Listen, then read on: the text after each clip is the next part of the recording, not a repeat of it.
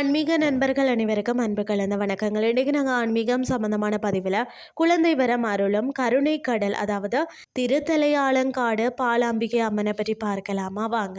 அதாவது தாயே பாலாம்பிகையே தஞ்சமடைந்தோ முந்தன் திருவடியே, அதாவது பார்த்தீங்கன்னா குடவாசல் அருகே உள்ள தேவார பாடல் பெற்ற திருத்தலமான திருத்தலையாளங்காடு அருள்மிக நர்த்தனபுரீஸ்வரர் திருக்கோயிலில் தெற்கு நோக்கி நின்று கருணை மலை பொழிகிறார் அன்னை பாலாம்பிகை. இந்த ஆலயத்தின் சிறப்புகள் பார்த்தீங்கன்னு சொன்னால், குழந்தை வரம், அதாவது நீண்ட நாட்களாக குழந்தை பாக்கியம் இல்லாதவர்கள் இங்குள்ள புனித சங்க தீர்த்தத்தில் நீராடி அன்னை பாலாம்பிகையை மனமுருகி பிரார்த்தனை செய்தாலே விரைவில் மழலை செல்வம் கிட்டும் என்பது ஐதீகமாக இருக்கிறதா. அது மட்டும் இல்லாமல் தீராத நோய்களால் அவதிப்படுறவங்க கூட, குறிப்பாக சரும நோய்களால் இருக்கிறவங்க இங்குள்ள அம்மனையும் சுவாமியையும் தரிசித்து தீபமிட்டு வழிபட்டாலே விரைவில் குணம் பெறலாம் என்பது பக்தர்களின் அசைக்க முடியாத நம்பிக்கையாக இருக்கிறது.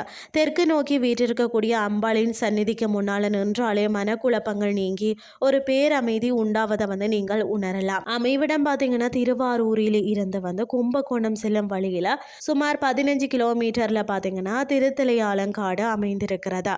இந்த வாரம் உங்களுடைய குடும்பத்துடன் சென்று அன்னை பாலாம்பிகையின் அருளை பெற்று வாருங்கள்னு சொல்லி கூறிக்கொண்டு இன்றைய ஆன்மீகம் சார்ந்த பதிவை நிறைவு செய்து கொள்கிறேன். இதே மாதிரி மற்றும் ஒரு ஆன்மீகம் சார்ந்த பதிவோடு உங்களை சந்திக்கிறேன். நன்றி.